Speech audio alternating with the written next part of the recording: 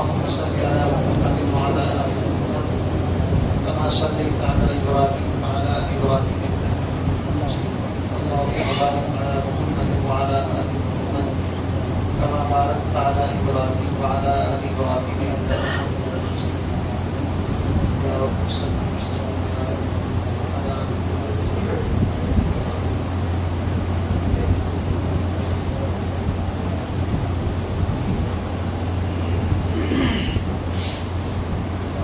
حضرات کی انشاءاللہ جتنی توجہ میری طرف رہے گی تو اللہ کی طرف سے جو کچھ باتیں ذہن کے اندر آئیں گی وہ میں آپ کے سامنے عرض کر دوں. جب آپ حضرات کی توجہ ہٹے گی تو اللہ کی طرف سے جو باتیں ہیں وہ آنی بند ہو جائیں. کہنے والے کا اپنا کوئی کمال نہیں ہوتا، اصل تو مجمع کی طلب کے اوپر اللہ باتیں کہلواتا ہے. آپ کی جتنی طلب ہوگی انشاءاللہ زوردار بارش ایسی ہی آسمان سے ہوگی، روحانی بارش. اور آپ کی توجہ ہٹے گی، پتہ لگا کہ کوئی باتیں کرنا شروع کر دیا، ایک دوسرے کو اشارے کرنے شروع کر دیے، گھنٹے کو دیکھنا شروع کر دیا، یار بہت ٹائم لے لیا، تو آپ گھنٹے کو دیکھیں گے پھر مضمون سارا کا سارا ختم ہو جائے. پیغمبر علیہ السلام کے زمانے میں گھڑی گھنٹے نہیں تھے. نبی علیہ السلام مجمع کو دیکھ کر کے آپ تشریف لاتے، مجمع ہوتا تو نماز پڑھا دیتے، مجمع کم ہوتا تو آپ انتظار بھی کرتے تھے، آتا تھا تب نماز پڑھاتے تھے. یہ تو پرابلم ہمارے زمانے کے اندر ہوئی ہے. بڑے بڑے گھنٹے مسجدوں کے اندر لٹکا دیے. امام اگر ایک منٹ آگے پیچھے ہو جائے تو سب آپ کو آگے دیکھ رہا، کوئی پیچھے دیکھ رہا، کوئی گھنٹے کو دیکھ رہا، کوئی پیچھے دیکھ رہا. ایسا حال ہو جاتا ہے پتہ نہیں کیا گم ہو گیا. حالانکہ ایسا نہیں ہونا چاہیے. نماز پڑھنی ہے، 2 منٹ آگے پیچھے سب چلتا ہے. تو بہرحال آپ توجہ ادھر رکھیں، کوئی ادھر ادھر نہ دیکھیں. بالکل اللہ اکبر.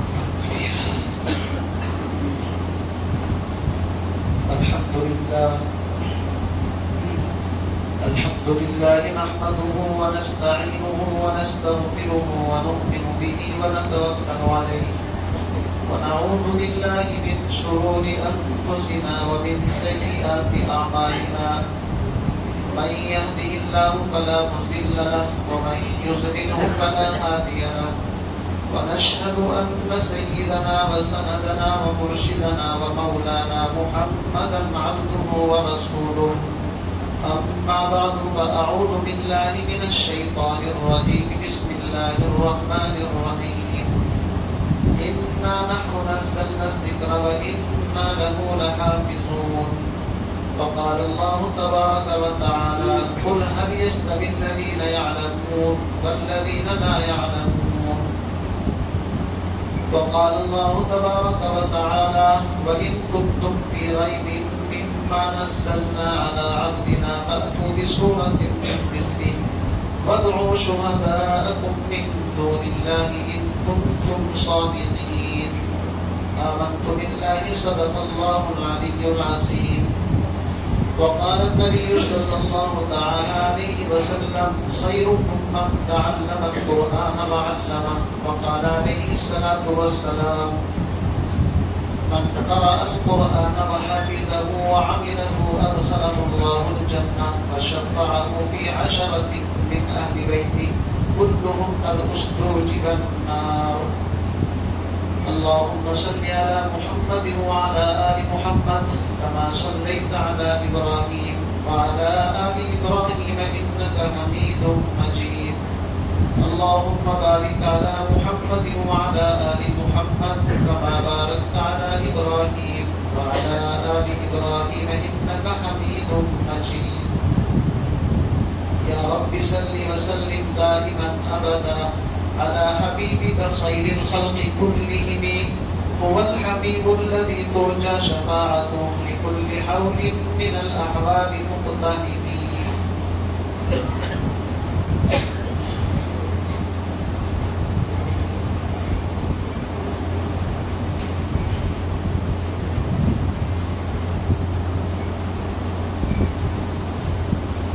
انتہائی واجب الاحترام بزرگوں، دوستوں، بھائیوں، اللہ رب العزت کا بے انتہا شکر اور احسان ہے کہ اس نے ہم سب کو تراویح کی نماز کے اندر الف لام میم سے لے کر والناس تک قرآن پاک سننے سنانے کی، پڑھنے پڑھانے کی سعادت اور توفیق عطا فرمائے۔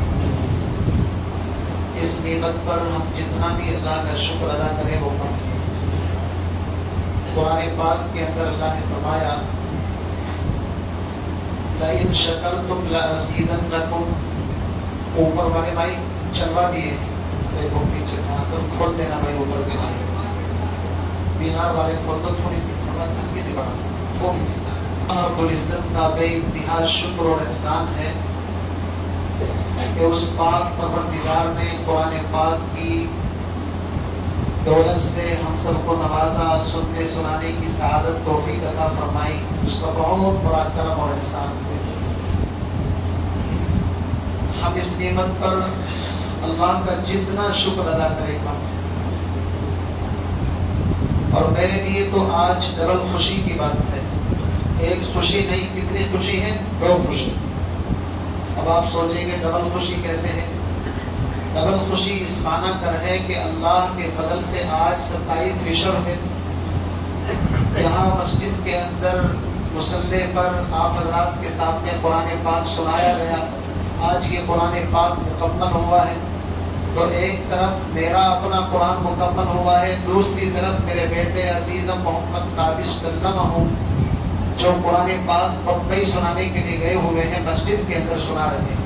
آج ان کا بھی الحمدللہ آج ہی قرآن پاک مکمل ہے۔ تو میرے لیے تو ڈبل سرپرائز اللہ کی طرف سے ہے کہ بھائی میرا بھی قرآن مکمل ہے، بیٹے کا بھی، اور میں اس نعمت پر اپنے رب کا جتنا شکر ادا کروں گا۔ یہ سعادت بزور بازو میں کان بخشت خدائے بخشندہ، یہ سعادت محض اللہ کی طرف سے ہے۔ اللہ تعالیٰ اس بچے کی عمر دراز فرمائے اور اس کو مستقبل کے اندر عالم باعمل بنائے اور اخلاص للہیت، اور اسی طرح اللہ تعالیٰ اس کو دونی رات چوگنی ترقیات عطا فرمائے، پوری زندگی اس کو قرآن سے وابستگی اللہ تعالیٰ نصیب فرمائے۔ میرے عزیز بھائیوں، میں نے آپ حضرات کے سامنے قرآن پاک کی کچھ آیات پڑھی ہیں اور سرور کائنات امام الانبیاء محمد عربی صلی اللہ علیہ وسلم کے فرمودات بھی پڑھے۔ قرآن پاک کی یہ دولت اللہ رب العزت جس کو عطا فرما دے وہ خوش قسمت ہے۔ قرآن پاک کی چند آیات بھی اگر کوئی سیکھ لے تو بڑی فضیلت کی بات ہے۔ چہ جائے کہ الف لام میم سے لے کر والناس تک پورا قرآن کسی کے سینے کے اندر محفوظ ہے۔ اللہ رب العزت نے اس قرآن کو آسمانوں پر اتارا، بھائی صاحب آسمانوں نے انکار کر دیا، پہاڑوں پر اللہ نے پیش کیا، پہاڑوں نے انکار کر دیا۔ انا عرضنا الامانۃ علی السماوات والارض والجبال، 3 بڑی مخلوق پر اللہ نے اس قرآن کو پیش کیا، پہاڑوں پر، آسمانوں پر، زمین پر۔ قرآن خود بتاتا ہے فَأَبَيْنَ أَن يَحْمِلْنَهَا، ان تینوں بڑی مخلوق نے اس کو اٹھانے سے منع کر دیا، بولا اس کی عظمت کا بوجھ ہم برداشت نہیں کر سکتے۔ آپ تو پیچھے سنتے ہیں بھائی صاحب، جو مصلی پر قرآن سناتا ہے وہ ہر روز، میں تو کہا کرتا ہوں کہ جو پل صراط کا راستہ ہوگا وہ کتنا کٹھن ہوگا اللہ جانے، مصلی پر کھڑے ہو کر کے حافظ قرآن جب تراویح پڑھانا شروع کرتا ہے تو وہ بھی ہر آیت کے بعد پل صراط کے اوپر چل رہا ہوتا ہے۔ آپ حافظ قرآن کی عظمت کو نہیں سمجھ سکتے، یہ قرآن کی عظمت ہے۔ جب تک وہ تراویح کے اندر مکمل قرآن نہیں سنا دیتا، کتنا ہی جید الاستعداد حافظ ہو، کتنا ہی بہترین اس کا حافظہ ہو اور بہترین اللہ نے اس کو دولت عطا فرمائی ہو، پھر بھی قرآن کی عظمت کا ایک رعب اس کے دل کے اوپر رہتا ہے جب تک قرآن مکمل نہیں ہو جاتا۔ یہ قرآن کی عظمت ہے، یہ قرآن کی عظمت ہے کہ جب تک قرآن مکمل نہیں، حافظ صاحب کے چہرے پر مسکراہٹ نہیں آتی ہے، جب پورا ہوتا ہے تب مسکراہٹ آتی ہے اس کے چہرے کے اوپر۔ کیوں؟ اس لیے کہ قرآن اللہ کا کلام ہے، یہ معمولی دولت نہیں ہے۔ اللہ قرآن میں خود فرماتا ہے لو انزلنا هذا القرآن على جبل لرأيته خاشعا متصدعا من خشية الله، اگر ہم اس قرآن کو پہاڑوں پر نازل کر دیتے پہاڑ اس کی عظمت کو برداشت نہ کر سکتے، ریزہ ریزہ ہو جاتے، ٹکڑا ٹکڑا ہو جاتے۔ آپ اندازہ لگائیے، قرآن عظیم الشان اللہ کا کلام ہے، پہاڑ جیسی مخلوق اس کے وزن کو برداشت نہیں کر سکتی، لیکن اللہ نے یہ اتنا بڑا قرآن حافظ قرآن کے سینے کے اندر محفوظ کر دیا۔ یہ قرآن کا معجزہ ہے، یہ قرآن کی کرامت ہے، بزرگی ہے۔ اتنی بڑی کتاب بائی ہارٹ حفظ کرنا دنیا کے اندر آپ نے نہیں سنا ہوگا کہ اتنی بڑی کوئی کتاب کسی نے حفظ کر لی ہو اور اس ترتیب سے اس کو سنا دے، سوال ہی پیدا نہیں ہوگا۔ اللہ نے قرآن کے بارے میں خود فرمایا ہے وَلَقَدْ يَسَّرْنَا الْقُرْآنَ لِلذِّكْرِ فَهَلْ مِن مُدَّكِرٍ، ہم نے اس قرآن کو آسان بنا دیا ہے کوئی اس کو اپنے سینے کے اندر بسانے والا؟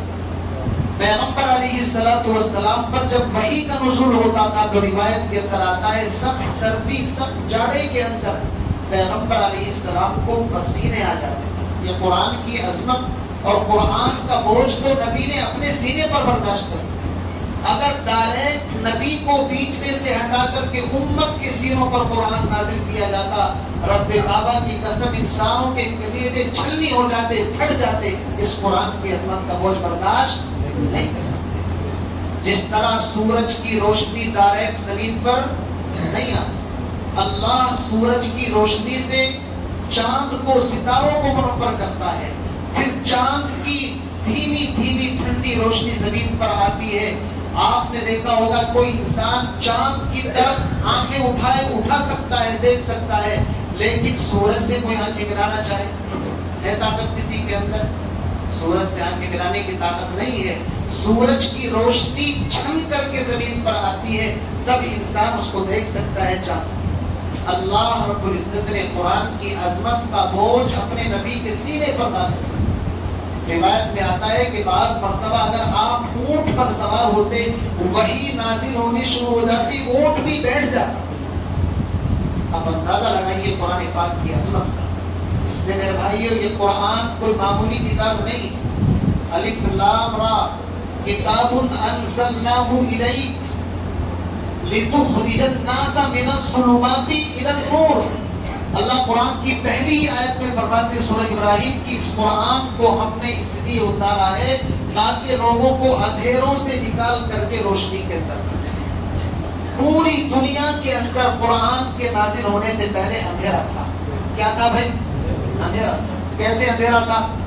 آپ کو حیرت ہوگی، لوگ اپنی بچیوں کو زندہ درگور کر دیتے تھے۔ یہ اندھیرا نہیں ہے، یہ اجالا ہے، اندھیرا ہے۔ بولو بھائی، بولنا پڑے گا تاکہ سمجھ میں بات آئے کہ کچھ بلے پڑ بھی رہا ہے، نہیں، خالی جگہ کو پورا تو کرنا پڑے گا۔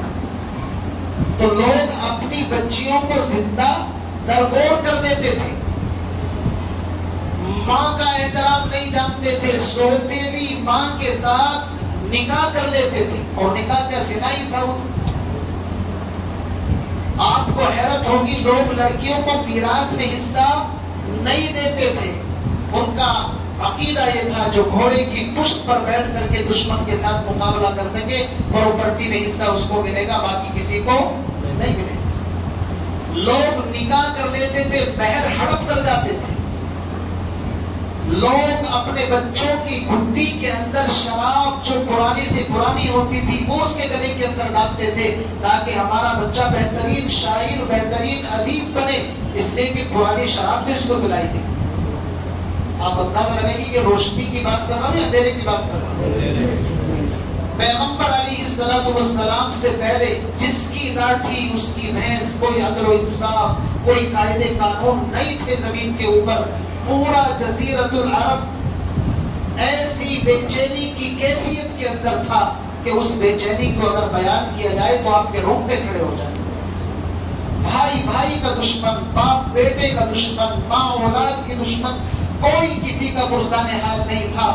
بس جس کے ہاتھ جو لگ گیا لگ گیا، چوروں کی ڈکیتوں کی طرح زندگی گزارتے تھے۔ پیغمبر علیہ السلام اس زمانے کے اندر غار حرا کے اندر جا جا کر کے اپنے رب کی عبادت کرتے تھے۔ 40 سال کے بعد اللہ کی طرف سے روشنی کا پیغام قرآن کی شکل کے اندر آیا۔ اقرأ باسم ربک الذی خلق.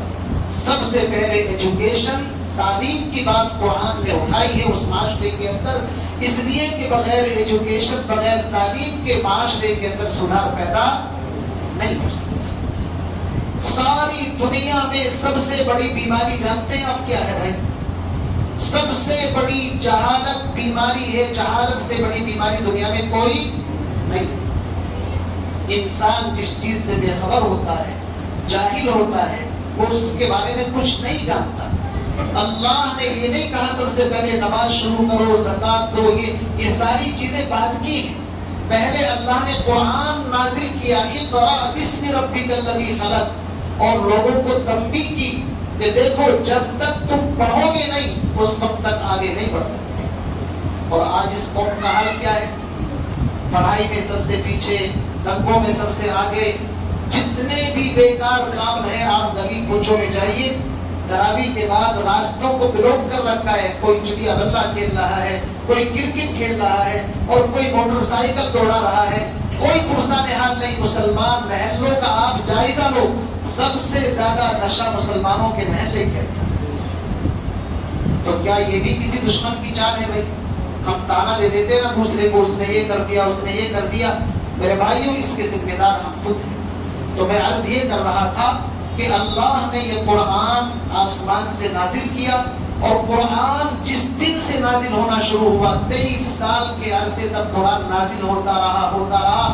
اور سب سے پہلے اللہ نے رمضان کے مبارک مہینے کے اندر قرآن کو نازل کیا. شہر رمضان الذی انزل فیہ القرآن. رمضان کا مہینہ وہ ہے جس میں اللہ نے قرآن کو اتارا.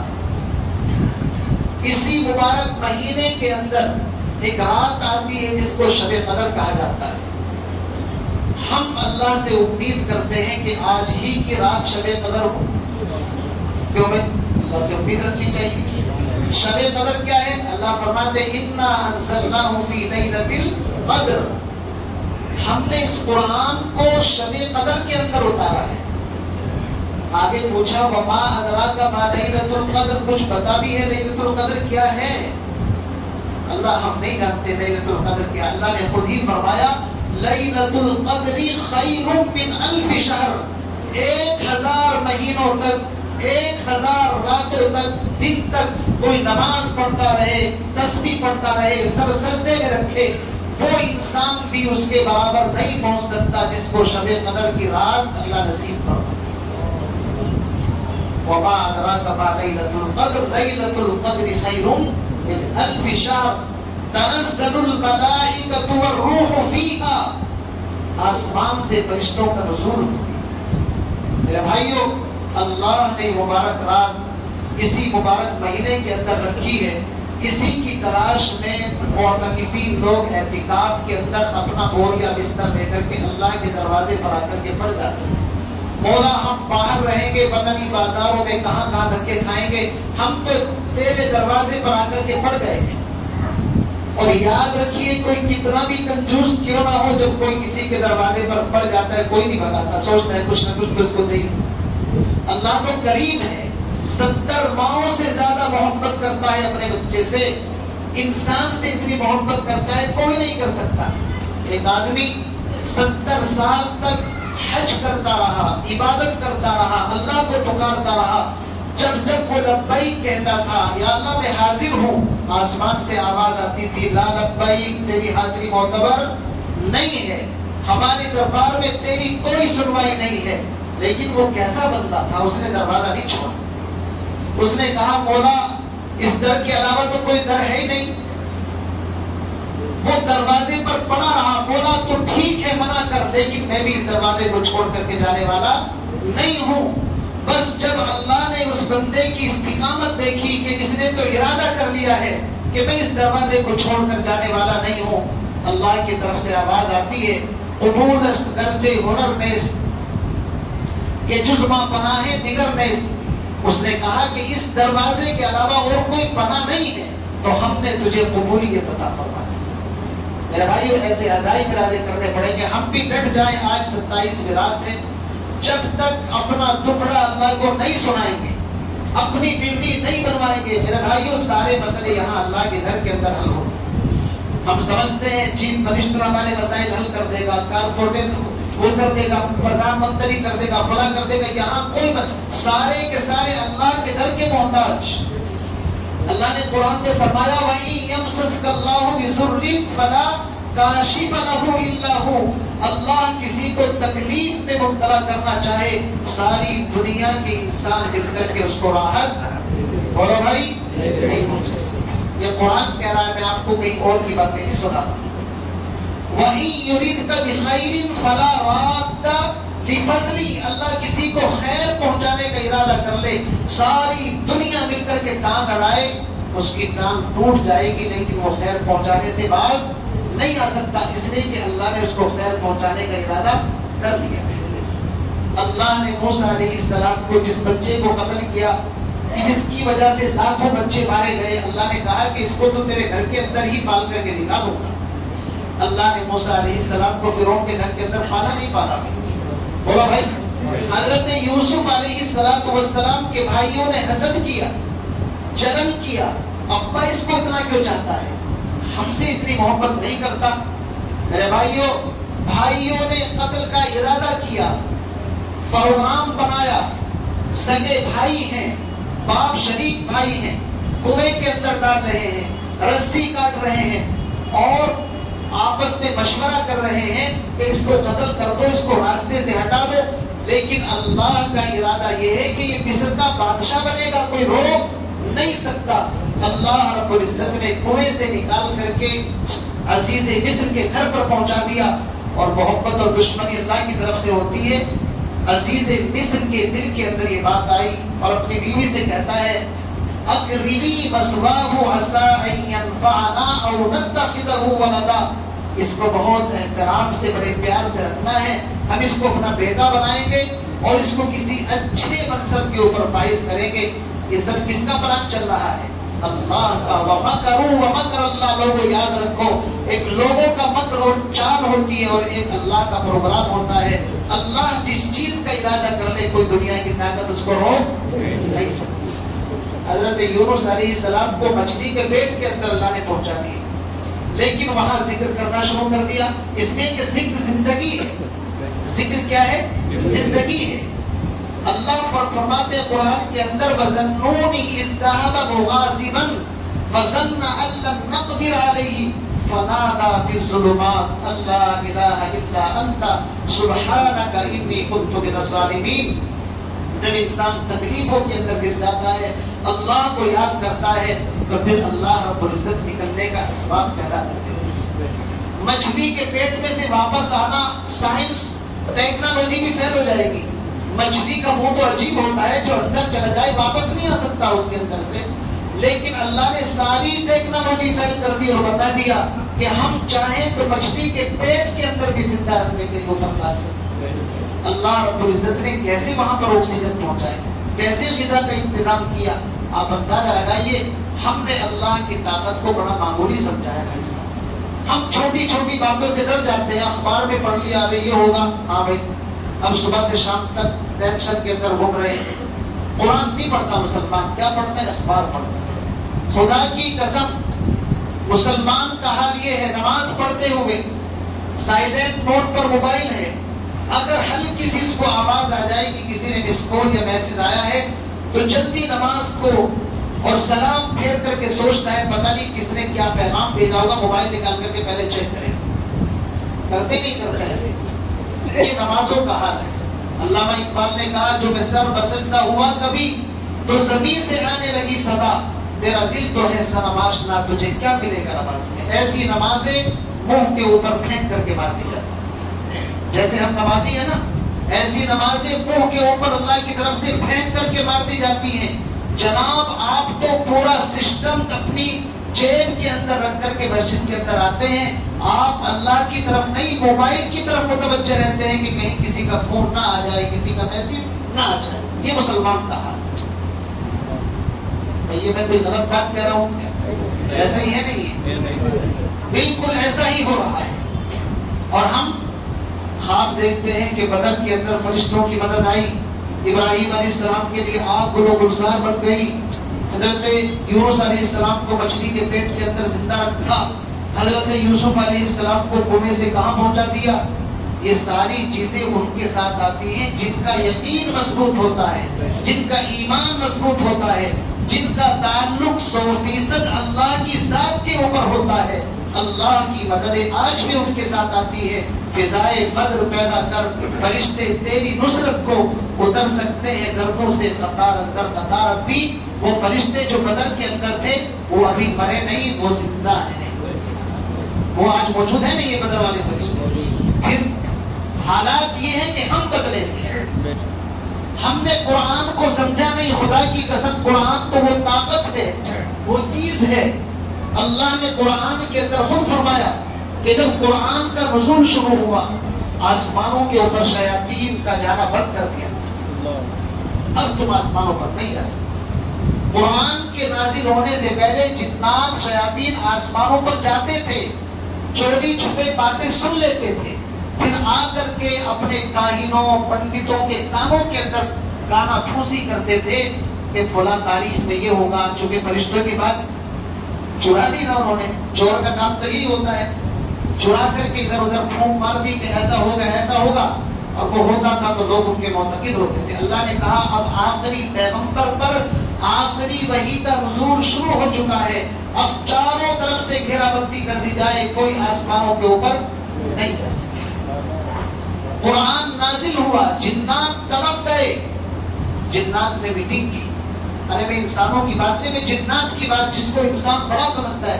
جنات انسان سے بڑا نہیں ہے، انسان اعلیٰ مخلوق ہے جنات کے مقابلے میں. اور میں دلیل کے ساتھ کہہ رہا ہوں، حضرت سلیمان علیہ نبینا علیہ السلام بیت المقدس کی تعمیر کر رہے تھے. جنات سے کام لے رہے تھے، لاؤ پتھر تراش کر کے یہ کرو وہ کرو، سب کے سب مزدور بن کر کے کام کر رہے ہیں. اب موت کا وقت آ گیا. موت کا وقت تو مقرر ہے نا، کام باقی ہے بیت المقدس کا. ادھر اللہ کے نبی کی موت کا وقت آ گیا سلیمان علیہ السلام کا. اللہ نے ایک پروگرام بنایا، تدبیر بتائی، یہ دنیا دارالاسباب ہے. ایک کام کرو، ایک شیشے کا ایک کمرہ بنا لو، کرسی چیئر لے کر کے اس طرح بیٹھ جاؤ، اور ایک عصا لے لو اپنے ہاتھ میں اور اس طرح ٹیک لگا کر کے بیٹھ جاؤ. روح آپ کی نکال لی جائے گی، لیکن جنات دیکھیں گے کہ بھائی ہاں بابا بیٹھے ہوئے. یہ قرآن کے اندر موجود ہے. حضرت سلیمان علیہ السلام نے ایسا ہی کیا، اللہ نے روح نکال لی. اب جنات دیکھ رہے ہیں کہ بابا تو رات دن بیٹھے ہوئے ہیں، اتنی سخت ڈیوٹی لگی ہوئی ہے، وہ کام پر لگ رہے ہیں، دوڑے ہوئے کام کر رہے ہیں. جب بیت المقدس کی تعمیر مکمل ہو گئی، اب اللہ کا غیبی نظام حرکت کے اندر آیا.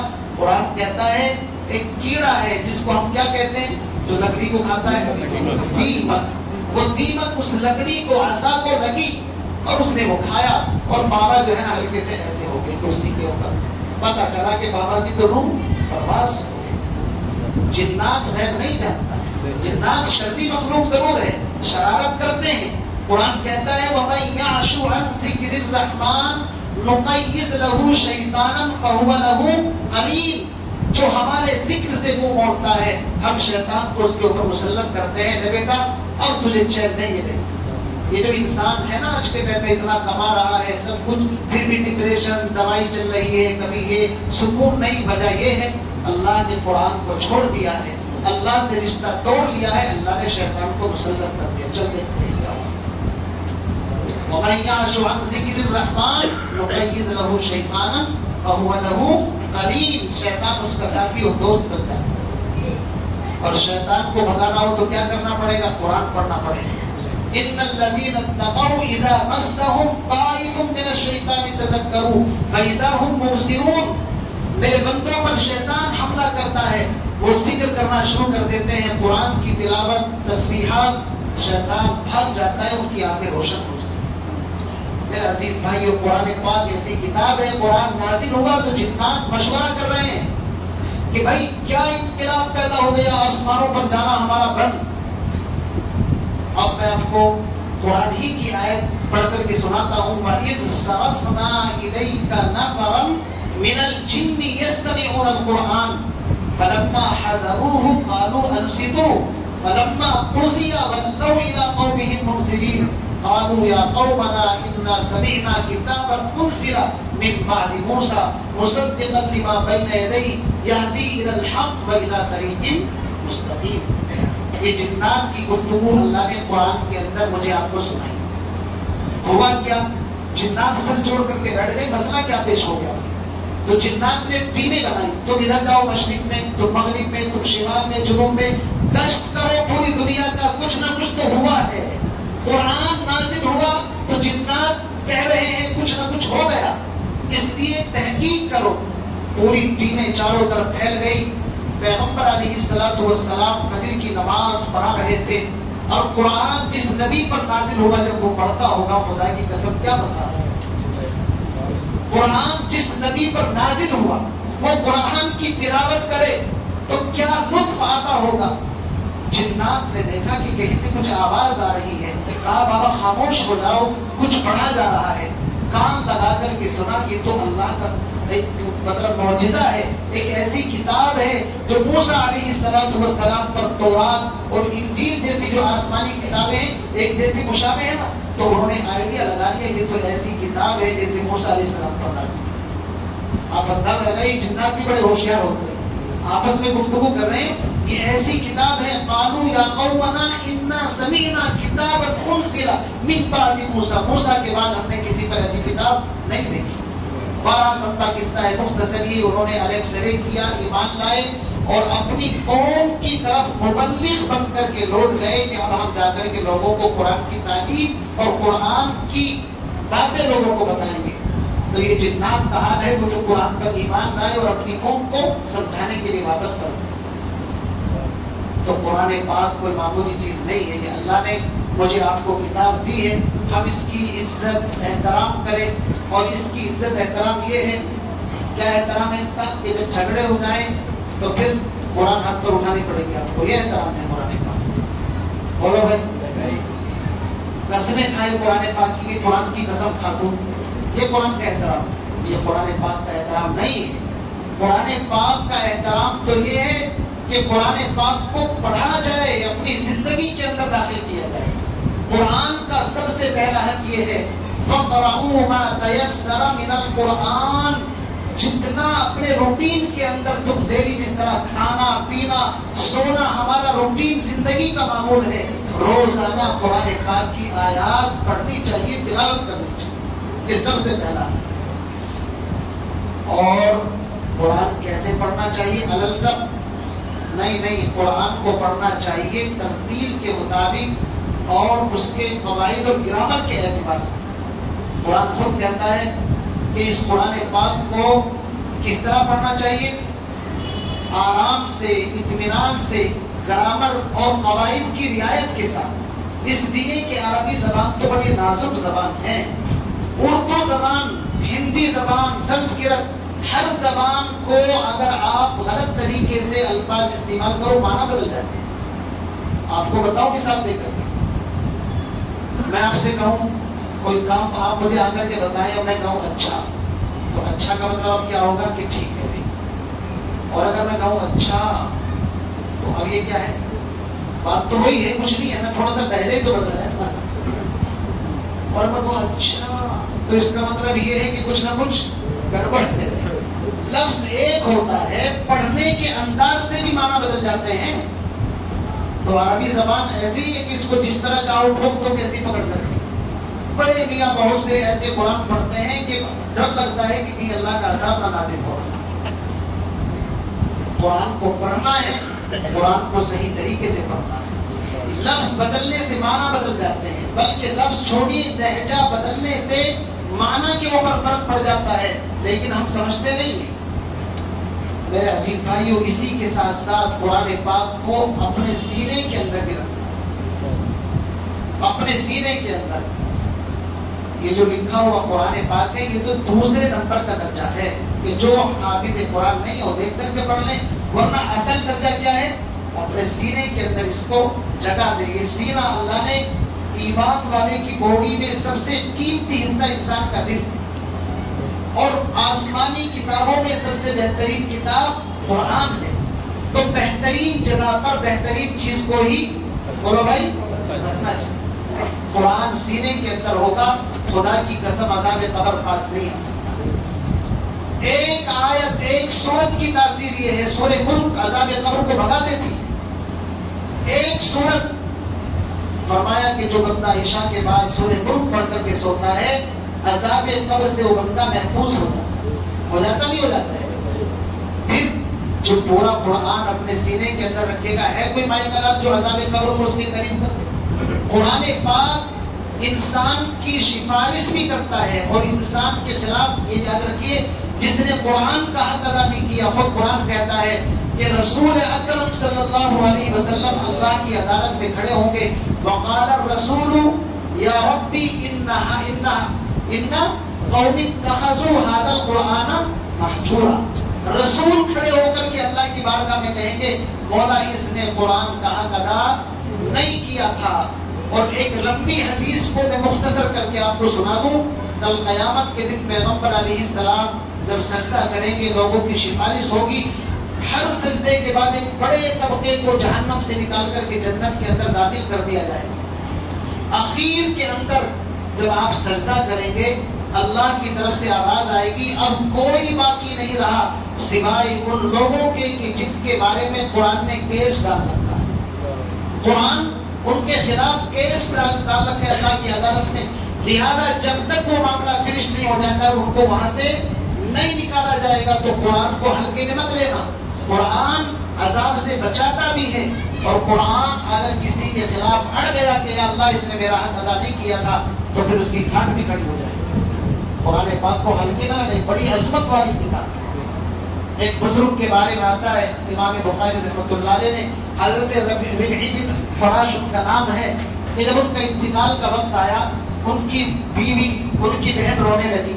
انتقال کے وقت روتے ہیں عزیز و اقارب، وہ کہنے لگے رونے کی کیا وجہ ہے؟ کیا بھائی آپ دنیا سے جا رہے ہیں اس لیے ہمیں رونا آ رہا ہے؟ اور انہوں نے کہا ہے رونا ہے تو اپنے آپ پر رو یا کسی اور پر رو، مجھ پر رونے کی ضرورت نہیں، اس لیے کہ میں نے اپنی زندگی کے اندر اپنے مکان کے، اپنے کمرے کے اس کونے کے اندر 6000 قرآن پاک پڑھے ہیں۔ کتنے؟ 6000 قرآن پاک۔ تو میرے اوپر رونے کی ضرورت نہیں، تو جو تیاری کر کے گئے ان پر رونے کی ضرورت کیا ہے؟ رونا تو ان پر ہے جو اخبار پڑھتے ہیں، میسج پڑھتے ہیں، دنیا بھر کی مطلب نیوز دیکھتے ہیں، دنیا بھر کی خرافات دیکھتے ہیں، لیکن کبھی رب کا قرآن کھول کر کے نہیں دیکھتے، ان پر رونا چاہیے۔ اور قرآن کا ایک حق یہ ہے جب اس کو پڑھا جائے تو سمجھ کر کے پڑھیں۔ کیا پڑھیں بھائی؟ حتی تعلموا ما تقولون، جو کہہ رہے ہیں اس کو سمجھو بھی۔ قرآن پڑھتے وقت اللہ انسان سے باتیں کرتا ہے اور انسان اللہ سے گفتگو کرتا ہے، لیکن پتہ کچھ ہے نہیں، اس لیے قرآن کو سمجھ کر کے بھی پڑھنا چاہیے۔ بہت سے لوگ سمجھنے کی کوشش نہیں کرتے، بس پڑھتے رہتے، ثواب مل جائے گا لیکن ہدایت کی گارنٹی نہیں ہے۔ ہدایت تب ملے گی جب قرآن کو سمجھ کر کے پڑھنا ہے۔ اور قرآن کا آخری حق بتا کر کے بات کو مختصر اور ختم کر دیتا ہوں۔ قرآن پاک کا ایک حق یہ ہے کہ جب قرآن کا حکم سامنے آ جائے تو انسان اپنے آپ کو سرنڈر کر دے، بس بھائی ہم میں آگے نہیں بڑھ سکتے۔ بھائی قرآن تو عمل کے لیے آیا ہے نا۔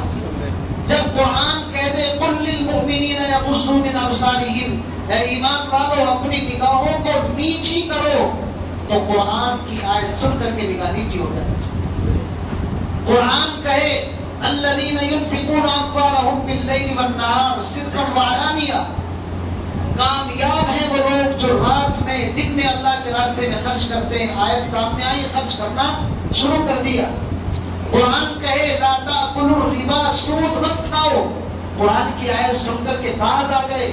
قرآن کہے لا تقربوا الزنا، زنا کے قریب مت جاؤ، قرآن جن چیزوں سے روک دے اس سے رک جائے، اور قرآن جس کو کہے کہ کر لو اس کو کر لے۔ یہ قرآن کا سب سے اعلیٰ درجے کا حق ہے۔ ہم کیا کرتے ہیں؟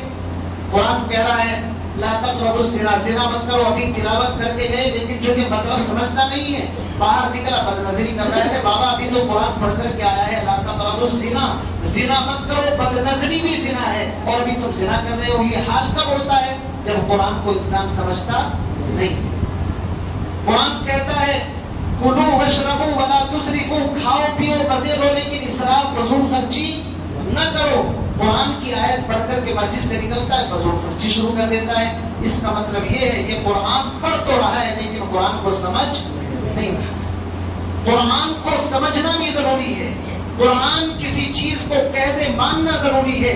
इमाम बुखारी रहमतुल्लाह अलैह ने एक वाकया बयान किया है कि हजरत उमर इब्न खत्ताब रज़ी अल्लाह ताला कुरान की आयत के सामने सरेंडर हो जाते थे। कोई भी अगर कुरान पढ़ देता था, हजरत उमर जैसा मामूली आदमी नहीं, हजरत उमर जानते हैं कौन है, जिस रास्ते से उमर गुजरता है शैतान वो रास्ता छोड़ देता, बाबा की टक्कर न हो जाए। और मैं आज तुम्हें एक नुस्खा बताता हूँ, आज भी उमर का नाम अपने घर की दरवाजे पर चौखट पर लिख करके लिखो, खुदा की कसम शैतान कभी गुजरती होगा उसके नीचे, उमर के नाम से भी शैतान कांपता है। भाई साहब कहाँ है हजरत उमर? कोई मामूली एक बच्चा नाक पढ़ रहा था, कहने लगे कि भाई अगर दोबारा हजरत उमर रज़ी अल्लाह ताला दुनिया में आ जाए, मैंने कहा बाबा सबसे पहले तेरी खैरियत पूछे क्या करके घर आ गए। क्यों? हजरत उमर रज़ी अल्लाह ताला किसी गलत काम को बर्दाश्त नहीं करते, हर सहाबी का यही हाल था।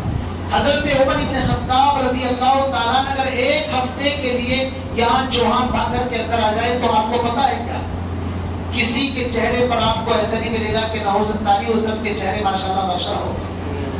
हजरत उमर के हाथ में तो कोड़ा रहता था भाई साहब, तो मिलेगा आपको लिबास ऐसा नहीं मिलेगा, पैंट शर्ट वाले देखते ही कांपेंगे। हजरत उमर की बात ही ऐसी होगी। हजरत उमर रज़ी अल्लाह ताला का वाकया इमाम बुखारी ने सुनाया। कैस बिन हुर, ये ताबई है, गालिबन सहाबी तो नहीं है। हजरत उमर रज़ी अल्लाह ताला की शूरा के एक मिंबर थे। हजरत उमर जो ज्यादा कुरान का माहिर होता था उसको अपने शूरा के तरफ, ये नौजवान था कैस बिन हुर फुजारी या फजारी, इनके चचा को पता चला, वो अपने कबीले के सरदार थे कि भतीजा जो है वो तो उमर की इसके अंदर है, शूरा के अंदर है। तो चचा को भी शौक हुआ, वो अपने कबीले के बड़े थे, मतलब चौधरी कह लीजिए, अमीर कह लीजिए, वो आए मदीने के अंदर मिलने के लिए। उसने अपने भतीजे से कहा कि यार हमारी भी उमर से बात करा दो। उमर इतने पावरफुल थे कि लोग सिफारिश भी करते थे बात मरतबा कि यार थोड़ा सा टाइम दिलवा दो ना 5 मिनट। भतीजे ने कहा ठीक है मैं बात कर लेता हूँ। हजरत उमर से कहा कि मेरे चचा आपसे मिलना चाहते। खैर टाइम दे दिया, वो मुलाकात हुई। तो चचा ने पता नहीं एक ऐसा जुमला कह दिया, बार मरतबा इंसान को ऐसी बात कह देता है कि जिससे मूड सारा ऑफ हो जाता है। हजरत उमर के सामने जाते ही कहा कि यार आप इंसाफ नहीं करते हैं और आप हमारा हक पूरा नहीं देते हैं। हजरत उमर जिसका हाल ये है कि उमर को जाना ही जाता है अदल इंसाफ की वजह से। उमर को किस लिए जानते हैं दुनिया? अदल इंसाफ की वजह से उमर को जानते हैं। उसके सामने क्या कह रहा है वो चचा, यार आप इंसाफ नहीं करते हैं। उसने सोचा मैं तो कबीले का सरदार हूँ, लिहाजा कुछ भी हाँकूंगा उमर गर्दन नीचे करके सुन लेंगे। ये सहाबा का मिजाज नहीं था, वो गलत के ऊपर फौरन नकीर करते। आज इमाम साहब अगर गलत बात के ऊपर टोक दे, यार इमाम साहब ने तो आज मेरे साथ ये कर दिया वो कर दिया, हम अपनी तरफ से नहीं, हम सहाबा के गुलाम हैं। हम सहाबा की जिंदगी को पढ़ते हैं। जिस चीज पर सहाबा ने नकीर की है, सहाबा के गुलाम भी उसके ऊपर नकीर करते। आपको बुरा लगे लगे कोई परवाह नहीं है। हम पैगंबर अलैहिस्सलातु वस्सलाम के मिशन को फैलाने के लिए दुनिया के अंदर आए हैं, लोगों की मुंह देख करके बातें बताने के लिए नहीं आए। हजरत उमर रज़ी अल्लाह ताला से वक्त मांगा गया, उनके सामने कहा आप इंसाफ नहीं करते। हजरत उमर ने फौरन कोड़ा एकदम इस तरीके से उठा लिया, उमर की शान। बस जैसे ही कोड़ा देखा भतीजा तो कांप गया कि अगर चचा को एक दो का कोड़ा मार दी ना तो मेरी तो नाक कट जाएगी, कहेंगे अच्छा मुलाकात करवाई भाई, ऐसा होगा ना। तो चचा जानते थे कि हजरत उमर रज़ी अल्लाह ताला इनको ब्रेक लगाने वाली दुनिया में कोई ताकत नहीं, अगर है तो अल्लाह का कुरान। फौरन कुरान पाक की आयत पढ़ी, खुज़िल अफ़्वा वअमुर बिल उर्फ़ी वअअरिज़ अनिल जाहिलीन। इसका तर्जुमा ये है, कोड़ा हाथ में देख करके भतीजे ने, चूंकि कुरान के हाफिज थे, शूरा के मिंबर थे, वो जानते थे उमर को कोई दबा नहीं सकता, लेकिन कुरान सुनेंगे तो फौरन एकदम गुस्सा ठंडा हो जाए। ये शान होनी चाहिए। कहा खुज़िल अफ़्वा, गुस्से को पी जाने वाले, लोगों को माफ कर देने वाले बड़े होते हैं। ये जाहिल है, आप इससे एराज करें। حضرت عمر نے اپنا موڑا زمین کے اوپر. یہ شان تھی عمر رضی اللہ تعالیٰ. ایک مرتبہ جمعے کا خطبہ دے رہے ہیں, خطبے کے اندر عمر رضی اللہ تعالیٰ نے اعلان کر دیا, یار لوگ اتنا مہر مانگ دیتے ہیں نہیں, پھر خوشامد کرتے رہتے ہیں, بیوی کی معاف کر دو, یہ پنگے ہوتے ہیں, جھگڑے ہوتے ہیں, لہذا 4000 یعنی 400 درہم سے زیادہ مہر کوئی نہ مانگے. یہ جمعے کے خطبے میں اعلان کر دیا. حکومتیں چلانی ہوتی ہے تو پالیسی بنانی پڑتی ہے. ایک عورت دروازے پر مل گئی. اس زمانے میں عورتیں بھی مسجد کے اندر آتی تھی. بوڑھی عورت نے عمر کو روکا, عمر آج تو آپ نے عجیب فیصلہ سنایا ہے, 400 درہم سے زیادہ مہر نہیں مانگ سکتے. اللہ کا قرآن تو کہتا ہے وَآتَيْتُمْ إِحْدَاهُنَّ قِنْطَارًا, اگر مردوں نے مال کا ڈھیر بھی عورتوں کو دے دیا ہے تو بھی آپ واپس نہیں لے سکتے. تو اللہ تو ڈھیر کی بات کر رہا ہے, تم نے محدود کر دیا. حضرت عمر فوراً ایک دم چپ گئے کہ ایک بوڑھی عورت نے عمر کی اصلاح کر دی. فوراً آئے منبر کے اوپر اعلان کیا, لوگوں ٹھیک ہے عمر اپنی بات کو واپس. یہ مزاج ہونا چاہیے امتی کا کہ قرآن سامنے آ جائے تو پھر بابا ہم سرنڈر ہو جاتے ہیں. آج تو قرآن چیز ہے, چلائے کچھ بھی کرے, ہم اپنی آنا کے سامنے کچھ بھی ماننے کے لیے تیار نہیں ہے. بہرحال بات ربی ہو گئی, پون گھنٹہ تقریباً ہو چکا ہے باتیں کرتے کرتے. جمعے میں بھی آپ بیان سنیں گے, کل انشاءاللہ جمعہ ہے, اور پھر عید کے موقع پر بھی ہوگا. بیان تو ہوتے رہتے ہیں.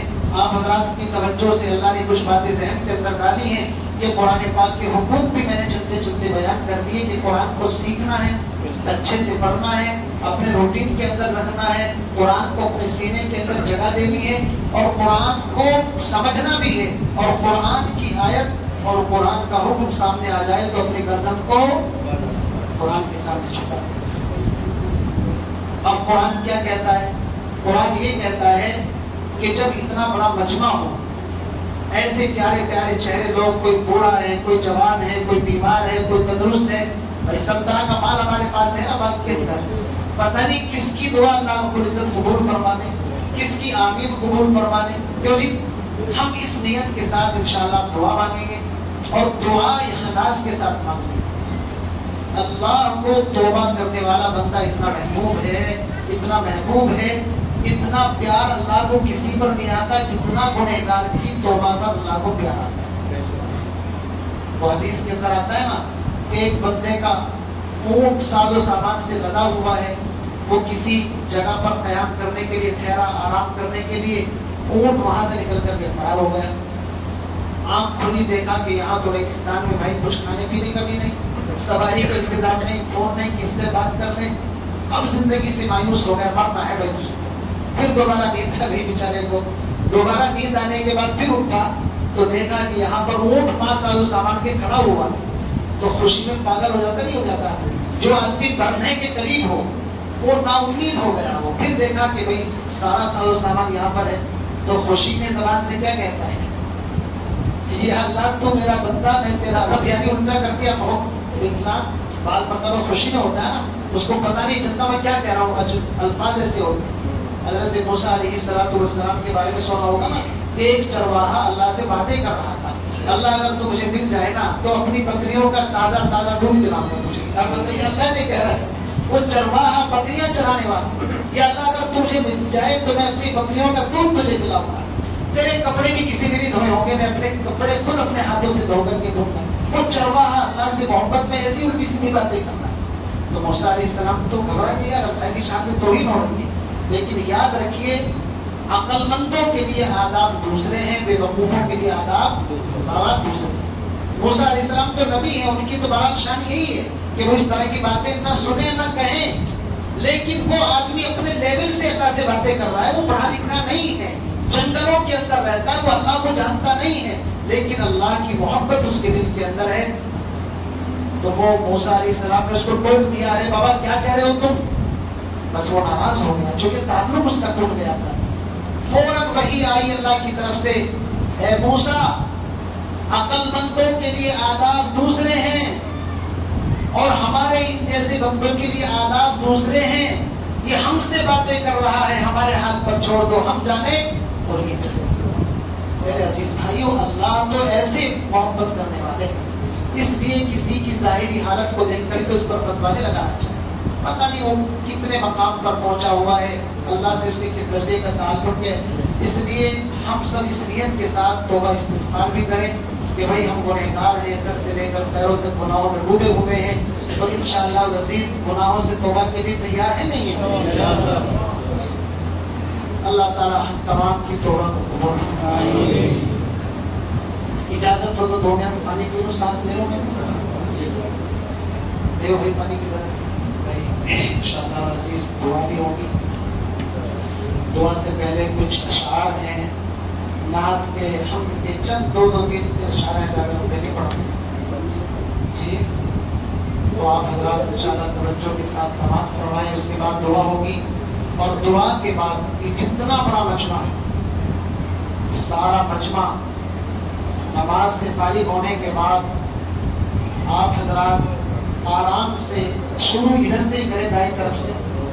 कोशिश करें कि सबके साथ हम जैसे गुनहगारों का मुसाफा हो जाए। हम तो गुनहगार ही है, लेकिन हो सकता है इस बड़े मजमे में कोई वली हो। क्यों जी? इतने बड़े मजमे में अल्लाह का कोई तो वली जरूर होगा। इतने बड़े मजमे को अल्लाह ताला बगैर विलायत के नहीं छोड़ सकते, लेकिन वो कोई ना कोई जरूर होगा। इस नियत के साथ कि अल्लाह रब्बुल इज्जत जब 2 बंदे आपस में मुसाफा करते हैं, अल्लाह बड़े खुश होते हैं। और जन्नत के अंदर एक ही काम होगा, खाना पीना या सलाम कलामी होगा। कुरान पाक के अंदर है, अल्लाह की तरफ से भी एक ही ऐलान होगा, सलामुन कौलन मिर रब्बिर रहीम। सूरह यासीन की आयत है, अल्लाह की तरफ से भी सलाम। और जन्नतियों के पास फरिश्ते आएंगे तो फरिश्ते क्या करेंगे? वल मलाइकतु यदखुलून अलैहिम मिन कुल्ली बाब सलामुन अलैकुम बिमा सबरतुम फनिअम उक़बद्दार। फरिश्ते जिस दरवाजे से आएंगे, अस्सलाम वालेकुम, भाई तुमने दुनिया में कमाल करके दिखा दिया, तुमने रोजे रख के दिखा दिए, तुमने बहुत सब्र किया है, बड़ी हौसला अफजाई करेंगे और फिर कहेंगे अस्सलाम वालेकुम। तो पता लगा सलाम वहां पर ज्यादा चलता है। आपस में जन्नती एक दूसरे से मिलेंगे, तहियतुहुम फीहा सलाम। आपस में मुलाकात के वक्त सलाम कलाम होगा। बताए जरा, सलाम करना जन्नतियों का पसंदीदा और फेवरेट अमल है। अगर आप उसको दुनिया के अंदर करेंगे तो बनाकर फकीरों का हम बेसगारी तमाशा अहले करम देखते हैं। और तेरे महबूब की यारब शबाहत लेके आया हूँ, हकीकत इसको तू करने में सूरत लेके आया। आप शक्ल बनाएंगे, सूरत बनाएंगे तो इंशाअल्लाह जन्नत का माहौल आपकी शरीफ मस्जिद में बन जाएगा। बनेगा नहीं बनेगा, लेकिन उसके लिए बस यही आदाब आपसे गुजारिश है कि आराम से धक्का मुक्की ना करें। आराम से इंशाअल्लाह मुसाफा भी होगा, सलाम कलाम भी होगा इंशाअल्लाह। और अजीज इस नियत के साथ कि अल्लाह ताला इसको अपनी बात बारगाह में शर्त कबूलियत